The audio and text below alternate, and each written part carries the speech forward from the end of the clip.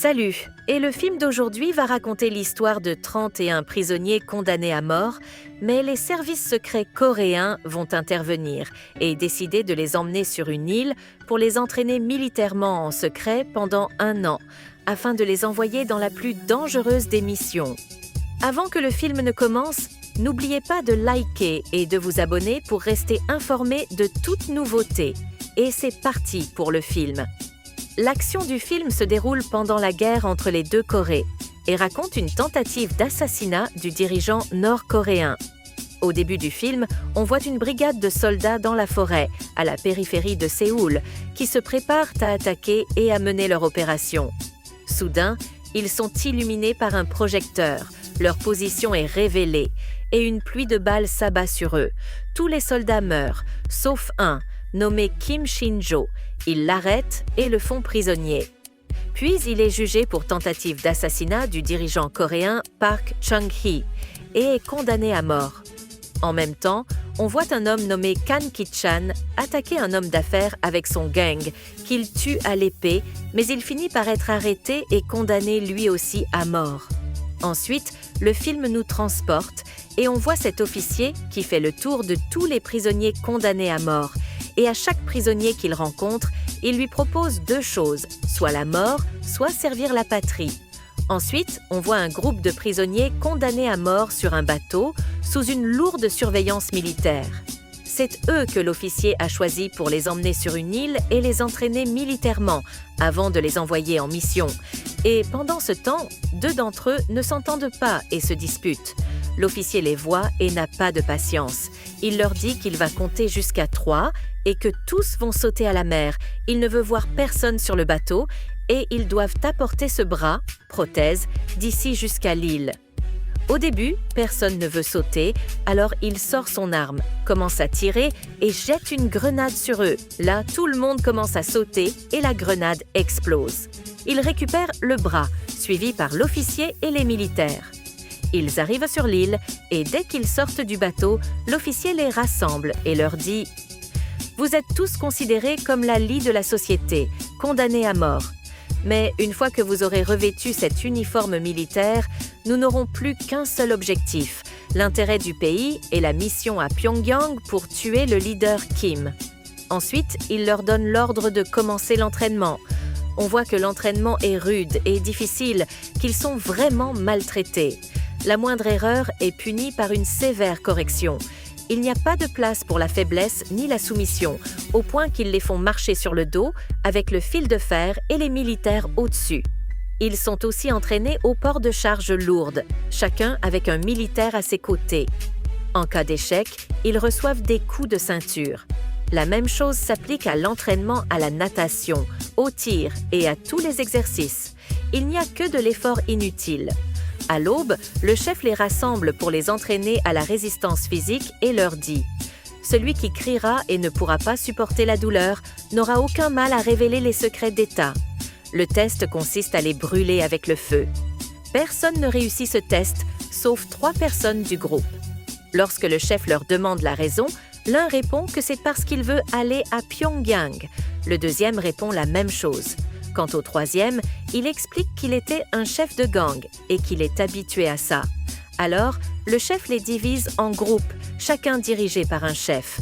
Le deuxième jour, ils organisent des combats de boxe où ils s'affrontent avec des bâtons. Le troisième jour, on voit le grand chef planifier l'opération qu'ils vont mener, qui consiste à assassiner le leader Kim. Et quand ils retournent aux entraînements, il leur impose que chaque groupe doit traverser le pont de corde en 1 minute. La première équipe perd un homme qui se casse les mains et les pieds. La deuxième équipe en perd aussi un, mais lui meurt. Le soir, le chef va les voir après avoir organisé les funérailles de leurs camarades. Il dit au soldat blessé qu'il va retourner en prison, mais celui-ci ne veut pas. Il continue de demander à ce qu'il reste, même s'il ne fait que cuisiner et nettoyer pour les soldats.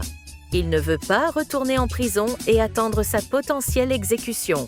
Il lui dit « Soit vous me tuez, soit vous me laissez ici. » Alors, le chef décide de le laisser. Au fil du temps, les soldats sont devenus redoutables et volent avec les oiseaux.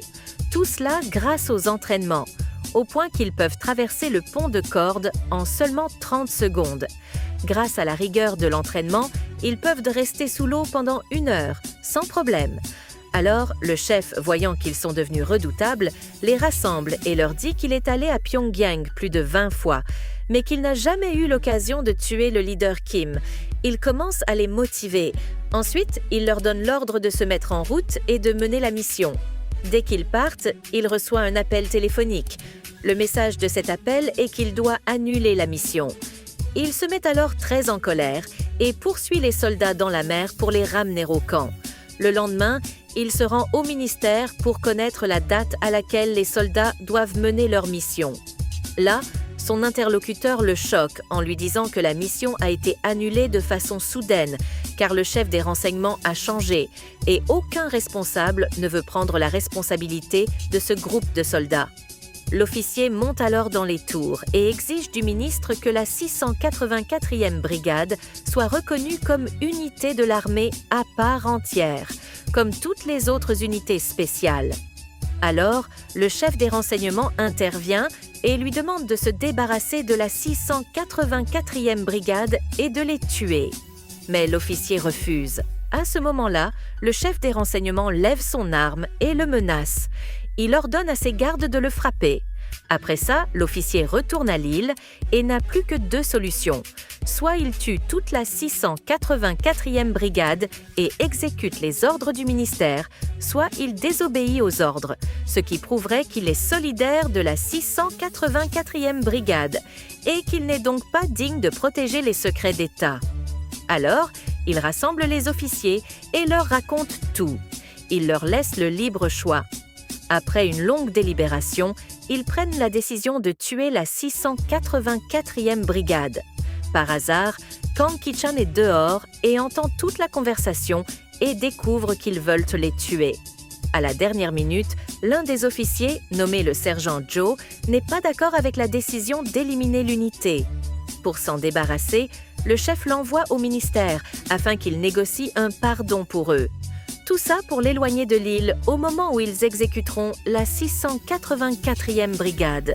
Le soir, la 684e brigade sait tout. Ils se rassemblent et l'un d'eux dit « On doit tous les tuer en 20 minutes ».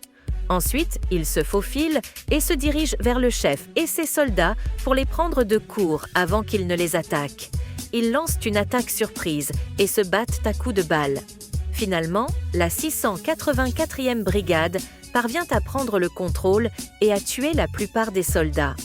Au même moment, Kang Ki-chan va voir le grand chef et lui dit « Vous vous êtes moqué de nous. Vous nous avez dit qu'on allait mener une mission nationale, alors qu'en fait, vous vouliez nous tuer. » L'officier lui répond que la situation lui a échappé et qu'il s'est retrouvé dans cette situation malgré lui. S'il ne les tuait pas, ce serait lui qui mourrait. Il sort alors son arme et se suicide. Ensuite, la 684e brigade tue tous les soldats de l'île jusqu'à atteindre l'officier qui soutenait leur extermination. Mais avant de le tuer, ils apprennent que c'est le ministère et le chef des renseignements qui ont donné les ordres de leur élimination. Ils se rassemblent et prennent la décision d'aller au ministère et de s'en prendre au président pour se venger. Ils revêtent leur uniforme militaire officiel et se mettent en route. Mais il y avait encore un soldat en vie. Il les a vus et les a dénoncés au gouvernement. Au même moment, ils l'ont aussi vu et l'ont tué sur le champ. Ensuite, ils se mettent en route et prennent en otage un bus avec des passagers à l'intérieur. Ils menacent le chauffeur avec leurs armes et lui disent de ne pas s'arrêter avant d'arriver à la Maison Bleue, la résidence présidentielle. Ils continuent leur chemin. Un peu plus loin, la police leur barre la route. Nos amis ont perdu la raison. Ils chargent leurs armes et disent au chauffeur « Accélère !»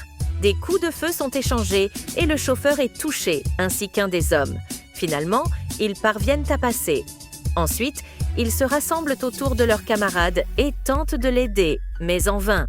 Il finit par mourir. À ce moment-là, le pays entier est en état d'alerte. Le gouvernement donne l'ordre à l'armée d'intervenir. C'est ce qui se passe. L'armée sait qu'ils vont aller au ministère. Ils leur barrent la route. Ils leur demandent de se rendre, mais les membres de la 684e brigade sont sourds à leurs appels. Ils se livrent à une fusillade et se battent à coups de balles. Pendant ce temps, beaucoup de soldats sont touchés et tombent. À ce moment-là, l'officier Joe arrive sur les lieux et tente de les empêcher de continuer à tirer et de se faire tuer. Alors, le chef du groupe, Nan Fan, les encourage en leur disant « Vous êtes les plus grands patriotes que j'ai jamais vus de ma vie. » Ils écrivent tous leurs noms sur les murs du bus avec du sang. Ils font sortir les passagers et se font exploser avec les grenades qu'ils avaient sur eux. À ce moment-là, l'officier Joe est sous le choc et ne comprend rien. Ensuite, la nouvelle se répand, avec un titre annonçant que des criminels condamnés à mort sont à l'origine d'une insurrection armée. Les événements et les détails concernant la 684e brigade sont inscrits dans des registres et placés dans des dossiers dans un coffre-fort. Le film est maintenant terminé. Si vous avez aimé le contenu, appuyez sur le bouton « J'aime » et abonnez-vous pour recevoir toutes les nouveautés.